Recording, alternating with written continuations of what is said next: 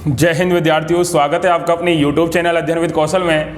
मेरे प्यारे विद्यार्थियों, आज हम बात करने वाले हैं अध्याय 2 के बारे में। और ये जो है आपका ये है आज पार्ट सेकंड है विद्यार्थियों। तो इसमें क्या होगा विद्यार्थियों, इस वाली में हम समझेंगे जो भी हमारे न्यूमेरिकल्स हैं उनको हम ध्यान से समझेंगे कि हमारे न्यूमेरिकल्स को हम अगर एग्जाम में आ जाते हैं तो कैसे कर सकते हैं। तो उन सभी न्यूमेरिकल्स को आपको बहुत ही अच्छी तरह से समझाया जाएगा। तो आइए देख लेते हैं, आज बात कर लेते हैं। बहुत ही अच्छी तरह से पढ़ने वाले हैं हम आज विद्यार्थियों। देखिए चैप्टर 2 है और इसके अंदर ये जो है 10 सेलेक्टेड क्वेश्चन है। 10 सेलेक्टेड क्वेश्चन है जो कि न्यूमेरिकल्स हैं और इसमें से 90% आपका एग्जाम में 1 या 2 क्वेश्चन आएंगे और 4 नंबर में भी आ सकते हैं, 6 नंबर में भी आ सकते हैं। और विद्यार्थियों ये विशेषतः यूपी बोर्ड वाले विद्यार्थियों के लिए है जो कि 2022 में मार्च या अप्रैल में आपकी परीक्षाएं होनी है। मैंने लिखा हुआ है यहाँ कि 90% question appearing in the exam, यानी कि आपके एग्जाम में 100% तो नहीं पर 90% आपके यहाँ से 1 या 2 क्वेश्चन आ सकते हैं। तो विद्यार्थियों तैयारी किसकी करनी है? जीत की करनी है। हम विनर बन के रहेंगे अच्छी परसेंटेज के साथ। तो विद्यार्थियों बढ़ते हैं पहले क्वेश्चन की तरफ। कि पहला क्वेश्चन क्या कहता है विद्यार्थियों? पहला क्वेश्चन कहता है कि यदि 22 ग्राम बेंजीन में 1 से 22 ग्राम कार्बन टेट्रा क्लोराइड घुली हो। भैया बेंजीन 22 ग्राम है और 1 से 22 ग्राम क्या है? कार्बन टेट्रा क्लोराइड है। तो बेंजीन और कार्बन टेट्रा क्लोराइड के क्या निकालना है? द्रव्यमान प्रतिशत निकालना है, परसेंटेज ऑफ मास निकालना है विद्यार्थियों। तो ध्यान देंगे, अगर हम बेंजीन के द्रव्यमान की बात करें तो बेंजीन का द्रव्यमान दे रखा है कितना? 22 ग्राम। कितना दे रखा है विद्यार्थियों? बेंजीन का द्रव्यमान कितना दे रखा है? बेंजीन का द्रव्यमान दे रखा है 22 ग्राम। और अगर कार्बन टेट्रा क्लोराइड यानी कि CCl4 इसका जो सूत्र होता है, इसका द्रव्यमान दे रखा है घुली हो तो 1 से 22 ग्राम दे रखा है। जब जो कम मात्रा में होती है, हमने आपको समझाया था, तो वो क्या होता है? वह होता है विद्यार्थियों विलेय। और जो अधिक मात्रा में होता है प्यारे विद्यार्थियों, उसे क्या कहते हैं? उसे विलायक के नाम से जानते हैं प्यारे विद्यार्थियों, आप जानते हैं। और जब हमारे पास विलेय हो और विलायक भी हो विद्यार्थियों, तो एक नई चीज का निर्माण होता है जिसे हम क्या कहते हैं प्यारे विद्यार्थियों? विलयन के नाम से जानते हैं। किसके नाम से जानते हैं? विलयन के नाम से जानते हैं। तो आप इन दोनों को जोड़ दीजिए, 22 + 122, तो ये आ जाएगा आपका 144 ग्राम। कितना आ जाएगा विद्यार्थियों? टोटल विलयन आ गया हमारे पास 144 ग्राम। ध्यान देंगे सभी विद्यार्थी। अब निकालना क्या है? द्रव्यमान प्रतिशत निकालना है। पहले बेंजीन का निकालेंगे तो उसका फॉर्मूला होता है विलेय का द्रव्यमान। तो विलेय का द्रव्यमान कितना है? बेंजीन के लिए निकाल रहे हैं तो 22 बटे विलयन का द्रव्यमान, टोटल द्रव्यमान आया था 144 विद्यार्थियों। 22 बटे 144 इंटू परसेंटेज कितना? 100। तो कितना आएगा? जब 22 का गुणा 100 में करेंगे तो ये हो जाएगा 2200 बटे 144। अब आप जिससे हल करोगे, इसका भाग दोगे तो करीब लगभग आपका अप्रोक्स आंसर आएगा 15.28%। कितना आएगा? 15.28। तो इस प्रकार से आपका ये सीधे सीधे आंसर आ रहा है। कोई भी क्वेश्चन कठिन नहीं होता है, सिर्फ समझना है और समझकर उसे करना है। अभी हमने किसका निकाला है विद्यार्थियों? बेंजीन का निकाला है। किसका निकाला है? बेंजीन का। अब निकालेंगे CCl4 का। तो CCl4 का निकालने के लिए एक आसान तरीका है कि जो हमारा विलयन होता है वो लगभग टोटल कितना होता है? 100% होता है। कितना होता है विद्यार्थियों? 100% होता है। तो 100 में से हम बेंजीन का घटा देंगे तो हमारा CCl4 का निकल आएगा। तो 100 - 15.28 बराबर कितना आ गया? 84.72%। तो हमारा CCl4 का भी हमें आंसर मिल गया। बहुत ही आसान क्वेश्चन था प्यारे विद्यार्थियों। आपने जाना कि कितना आसान क्वेश्चन था। इन क्वेश्चनों को हम इस प्रकार से कर सकते हैं। दूसरे क्वेश्चन की विद्यार्थियों बात करते हैं। दूसरा क्वेश्चन दे रखा है, अगर यूरिया का सूत्र होता है विद्यार्थियों NH2CONH2। क्या होता है विद्यार्थियों?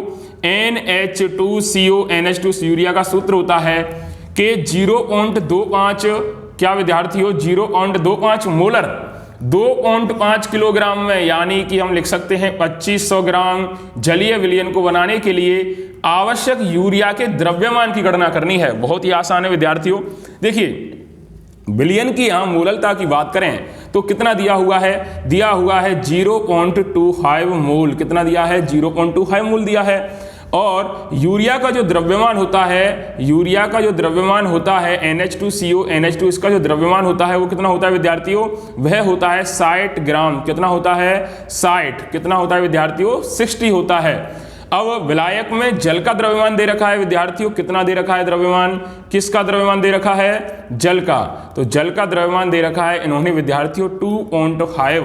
तो विद्यार्थियों फॉर्मूला होता है मोललता बराबर यूरिया का द्रव्यमान, ध्यान देंगे विद्यार्थियों, यूरिया का द्रव्यमान बटे यूरिया का मोलर द्रव्यमान। क्या विद्यार्थियों, यूरिया का मोलर द्रव्यमान क्या हो जाएगा, यूरिया का मोलर द्रव्यमान बटे किसके बटे में चला जाएगा, ये जल का द्रव्यमान। क्या हो जाएगा विद्यार्थियों, जल का द्रव्यमान किलोग्राम में। तो कर दीजिए, आसान है। तो मोललता आपको कितनी दी है विद्यार्थियों, मैंने मोललता आपको बताई थी कि मोललता दी है आपके पास 0.25। तो 0.25 क्वेश्चन करने का एक तरीका होता है। तो यूरिया का द्रव्यमान लिख सकते हैं हम यहाँ, क्योंकि हमारे पास यूरिया का द्रव्यमान आया हुआ है। तो यूरिया का द्रव्यमान कितना है विद्यार्थियों बाद में लिखेंगे, पहले सारी चीजें लिख लेते हैं। और जल का द्रव्यमान आया था विद्यार्थियों, कितना आया है, कितना आया है, सूत्र के हिसाब से देखेंगे। जल का द्रव्यमान जितना था वही लिखेंगे 2.5 किलोग्राम। यानी कि अगर हम इसको बदलें तो ये हो जाता है 0.25 इंटू 60 इंटू 2.5, यानी कि ये गुणे में चला जाएगा। क्या, पूरा गुणे में चला जाएगा। किसका, यूरिया का द्रव्यमान निकलवा रहा है। जब देखिए यहाँ समझिए Q बराबर NE होता है तो N बराबर Q/E हो जाता है। अब ये बटे में है, अगर Q को हमें निकलवा रहा है तो ये किस में हो जाएगा, गुणे में हो जाएगा। इसलिए क्वेश्चन बहुत आसान है। अब आप इसको जब सॉल्व करोगे, इसका जब आप गुणा करोगे तो ये गुणा में क्या आएगा, ये करीब आएगा 37.5 किलोग्राम। कितना आएगा विद्यार्थियों, 37.5 किलोग्राम आएगा। थोड़ा टाइम ना लगे इसलिए कैलकुलेशन नहीं कर रहा, आप गुणा कर सकते हैं। आप गुणा करना जानते हैं तो कर सकते हैं, इसमें कोई बड़ी बात नहीं है, बहुत ही नॉर्मल क्वेश्चन है। आप इन क्वेश्चनों को करके देखिए, एक क्वेश्चन समझिए और एक इसके जैसा क्वेश्चन करिए, प्रत्येक क्वेश्चन आपको आने लगेगा। अब विद्यार्थियों नेक्स्ट क्वेश्चन की बात करते हैं। बहुत ही आसान क्वेश्चन दिया हुआ है, प्रश्न नंबर यहाँ 5वां दिया हुआ है कि ये क्वेश्चन मैंने सेलेक्टेड क्वेश्चनों को छांट के यहाँ लिखा है। देखिए 20% जलीय पोटेशियम आयोडाइड का घनत्व है 1.202 ग्राम है। तो KI विलियन की मोललता निकालिए। मोललता निकालेंगे विद्यार्थियों, अगर मोललता निकाल लेते हैं तो मोलरता और मोलंस की गणना हम खुद कर लेंगे। तो विद्यार्थियों कितना, ध्यान दीजिए, अगर जल नहीं दिया है तो क्या हो सकता है, 100 ग्राम जल में KI का द्रव्यमान कितना होगा विद्यार्थियों, 20 ग्राम होगा। कितना होगा, 20 ग्राम होगा। और विलियन में जल का द्रव्यमान कितना होगा विद्यार्थियों, विलियन में जल का द्रव्यमान होगा प्यारे विद्यार्थियों 100 माइनस 20 बराबर कितना, 80 ग्राम। और अगर हम इस 80 को किलोग्राम में बदलते हैं तो ये हो जाएगा 0.08 किलोग्राम।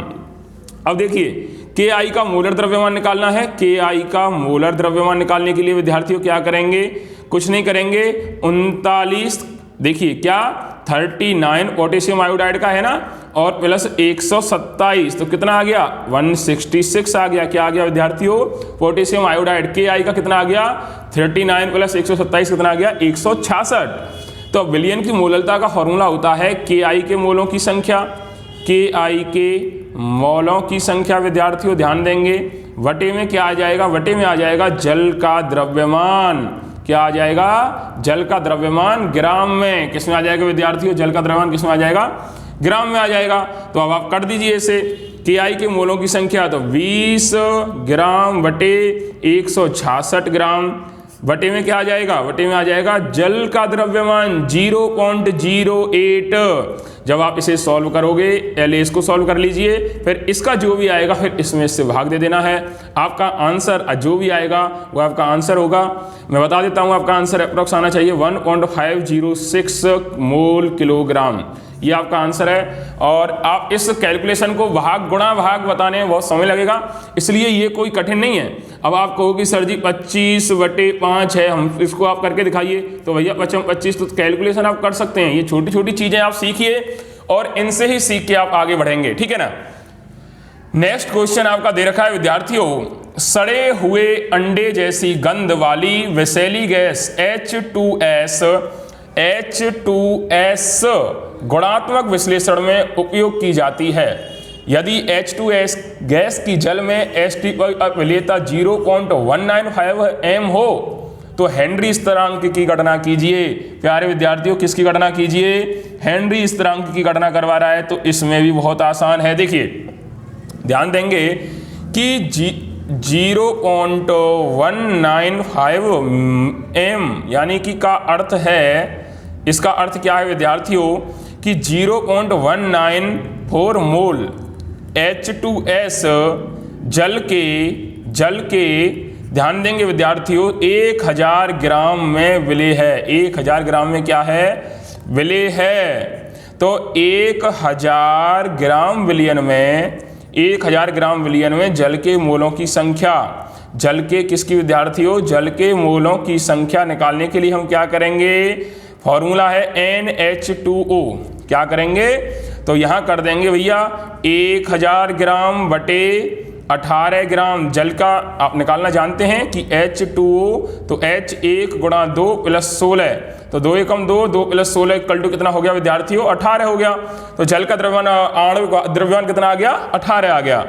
तो बराबर 18 का आप जब भाग करोगे 1000 में, तो आंसर आपका आएगा 55.55 आना चाहिए। ठीक है, मोल आना चाहिए।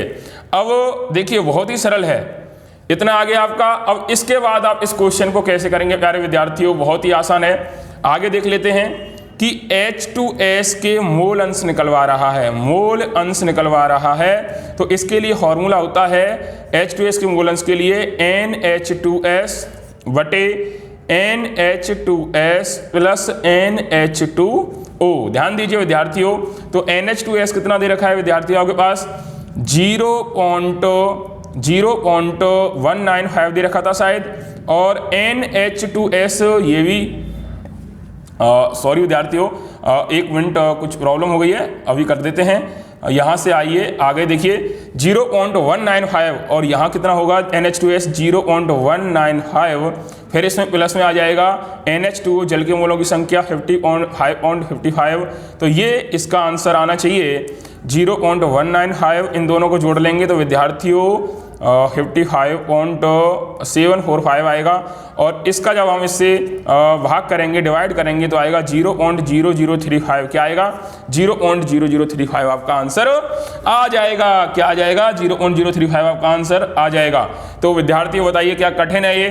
अब क्या आपको ये क्वेश्चन कठिन लगा? इसके बाद पूछा है हेनरी स्थिरांक के लिए। किसके लिए पूछा है विद्यार्थियों? हेनरी स्थिरांक के लिए गणना करवा रहा है। तो क्या करेंगे भैया?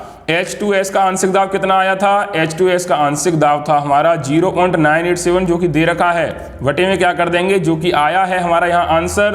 तो वहाँ H2S के मोलों की संख्या कितनी आई है? 0.0035। जब आप इसका डिवाइड इससे करोगे तो 282 क्या आएगा? 282 आएगा। इसे हम VAR लिखते हैं। यही हमारा क्या है विद्यार्थियों? हेनरी स्थिरांक है। क्या है प्यारे विद्यार्थियों? हेनरी स्थिरांक है। आगे भी बहुत सारे क्वेश्चन हैं, पार्ट 3 में हम अगले क्वेश्चनों को करेंगे। 3-3, 4-4 क्वेश्चन आप समझिए अच्छी तरह से। और अच्छी तरह से समझने का मतलब ये है कि आपको क्वेश्चन आने चाहिए, और आपको जब क्वेश्चन आ जाएंगे तो मैं 100% गारंटी लेता हूं कि आप एग्जाम में आपको अच्छे नंबर लाने से कोई नहीं रोक सकता। जितने भी विद्यार्थी हमारी वीडियो को देख रहे हैं, मैं इतना ही कहना चाहूँगा कि हमारे चैनल पर जो भी नए सब्सक्राइबर हैं, हमें सब्सक्राइब कर लें, और हमारा छोटा सा परिवार है, इस परिवार में आप सम्मिलित हों और हमारे परिवार को बड़ा करें। हमें आपका साथ चाहिए। सब्सक्राइब करें, लाइक करें, और विद्यार्थियों कमेंट करके बताएं कि आपको वीडियो कैसी लगी।